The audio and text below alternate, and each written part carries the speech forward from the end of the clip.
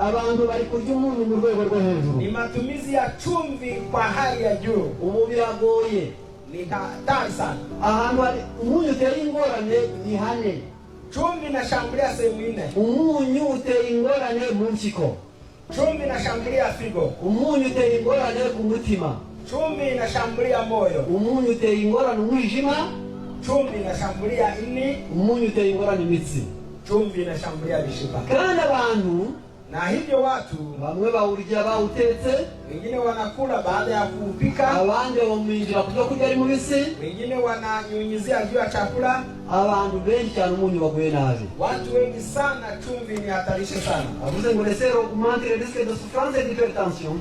Akaba rero umunyu utera ingorane mu muvuduko w'ikirenga w'amaraso. Chumvi inasababisha shinikizo la damu la juu. Bikaba byabikwiye ko abantu bawugabanya.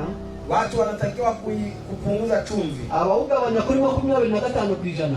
Wanaopunguza 25% baba barukotse ingwara y'umutima kuri 25%. Watakuwa wameokoka au wamepona na kujiepusha magonjwa ya moyo 25%. None se bawugabanya bati? Sasa wanaweza kupunguzaje? Gusa bazarya amasosi atari n'umunyu. Sasa watakula chakula ambacho hakina chumvi? Oyi. Hapana. Bazarya n'umunyu. Watakula lakini na chumvi. Bazajya bagira iminsi bageneye kurya imbuto. Watakuwa na siku maalum za kutumia matunda tu. N'impeke. Na kula nafaka. Ku buryo bagira iminsi yagenewe kuba mu mibiri yabo nta munyu wagiyemo. Ambazo ni siku maalum kwa kutumia chumvi. Ingwara y'umutima irahari. Ugonjwa wa moyo upo. Abantu benshi cyane mu ngwara 5 ziteye ubwoba. Watu wengi sana katika magonjwa 5 ambayo ni tishio duniani. Hari kansere.